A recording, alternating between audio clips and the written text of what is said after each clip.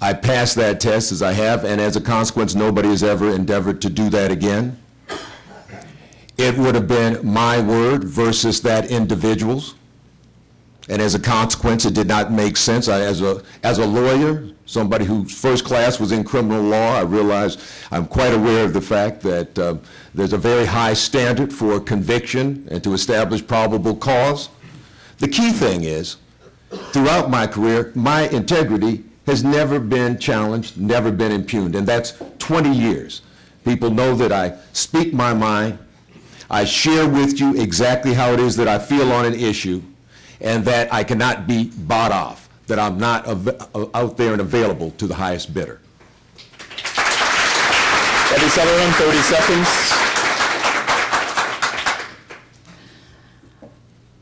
I guess this is just one more illustration of the culture of corruption at the county and why someone in a position of leadership would be approached and offered a bribe and then not report it is beyond me. I think that is totally unacceptable, and I just don't understand that, and I think that's outrageous. Next question, please. How about an easy question for both of you? National City's on the way out. What plans do both of you have that you would like to share with us as to how you are going to preserve National City jobs in Cuyahoga County? 1 minute each. We'll begin with Mayor Sutherland. Thank you. That is a great question, and obviously I think we have all been just extremely upset at the loss of National City. And I think that one of the things that can be done, and something that isn't done enough, I think, at the county level, is to really reach out and talk with the leaders of PNC and just make sure that we can preserve as much here as we possibly can. But it's going to take leadership, it's going to take individual lobbying and very close contact and some very frank conversations in order to make sure that we can retain as much as possible here. Commissioner Jeff. When we were threatened with the loss of jobs from DFAS, I worked with Congressman LaTourette, our other congressional leaders, to make sure. I even went to Buffalo for a major presentation, Fred Nance and others, to ensure that we kept the jobs at DFAS.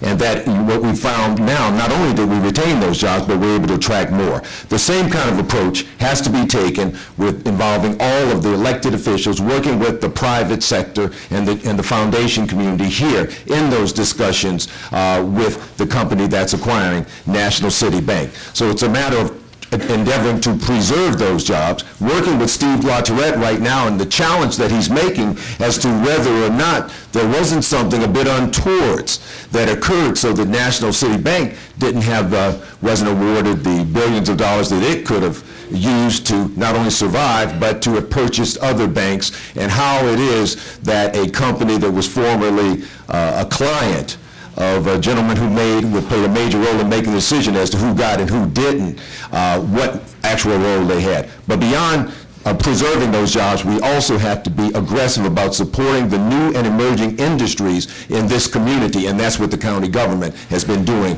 under my leadership. Thank you, sir. Next question, please. Our next question comes from the Cuyahoga County Library Branch at Brooklyn. I know you opposed implementing the increase in the sales tax for the medical marts until we were further along with a commitment from the private partners. Could you just briefly tell us where that project stands and if there is any plan to rescind the increase in the tax? Well, let me say this again, whereas at the beginning I opposed the increase in the sales tax, my opponent said, let's do it, we got to get it done quickly, we have to get it done now to save the project. And what we found is that we indeed had time at our disposal so that we could have crafted a fairer, more equitable financing package. If there were a second vote on the Board of County Commissioners, we could, of course, suspend the sales tax until that time that we were ready to move forward. Although in the grand scheme of things, if you look at how it's being financed, that really wouldn't make a tremendous amount of difference. There is a lot of activity that's taking place right now relative to the convention center and the Medical Mart complex. Negotiations are taking place with Merchandise Mart Properties Incorporated, our private sector partner, to execute the development agreement. We have to be very careful to make sure that it's fair to the taxpayers. Discussions are underway with Forest City and also with the owners of 113 St. Clair Avenue, because we'll need to acquire some property one way or the other in order to move forward with the Medical Mart Convention Center project. One final thing, we have to... okay. Thanks. 30 seconds. When the mayors and managers supported the sales tax, it was because we were told by the commissioners that we did not have time, that we were possibly going to lose the project. And so the Mayors and Managers Association supported raising the sales tax. However, I am very disappointed in how long it's taken to get to this point. I would love to see a shovel in the ground. I have asked for a suspension of the tax until such time as that occurs and we have a final deal. And I would love to see that happen. Let's stay with this topic for a second. I'll give them each 30 seconds again. Mayor Sutherland, I'll go to you first.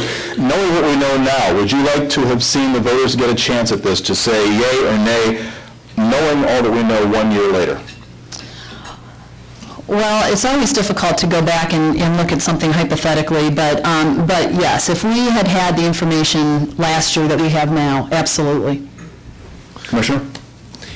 You know, it's very interesting, because what I sense is a flip-flop of biblical proportions. It's very easy now, when away from the glare and the heat of the political battle, to say, oh yes, if I had known what I know now, I would have voted differently.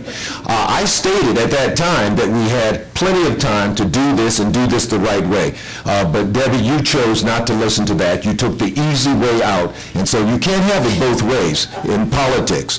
I respect you more if you stood with your original position. That's your time.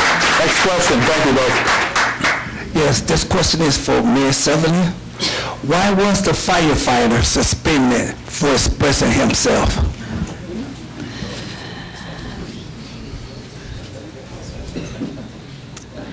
We had a very unfortunate experience in our community at the Metro Parks, and I do want to say that my heart just goes out to the parents of the child that died. It was just extremely unfortunate. This is an ongoing personnel issue that we are dealing with internally at the City of Bay Village, and so I really can't comment too much on it because it is unresolved at this point. But I would like to say that it's, again, extremely unfortunate that someone decided to use that terrible event for a private agenda item, and you know, we will work on it internally and resolve it within the City of Bay Village. 30 seconds.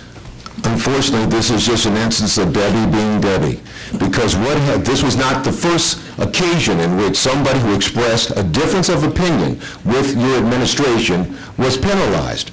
There was a $300 a year substitute school crossing guard who protested the fact that you invited Glenn Beck to participate in your Bay Day festivities. And what did you do there? You fired him. But fortunately, the ACLU intervened and secured his job back for him. If this were an isolated incident, that would be one thing. But there's a pattern, as the plain dealer has stated, of you being a little bit hypersensitive when people disagree with your opinion. We can't afford that kind of temperament on the Board of County Commissioners, where we have to work collaboratively together. Thank you.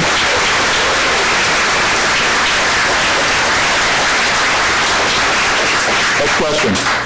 Commissioner Jones, as a young, educated man who loves this area, who wants to stay in this area, and getting back to the job topic, what specifically have you done during your time to promote job growth or bring jobs into the area? Let me say this, when all is said and done, that's what this is about. It's about making sure that there are jobs in our community so that our children and our grandchildren, like you, like my son Ryan, like my daughter Leah, like my little guy Evan, will want to stay here.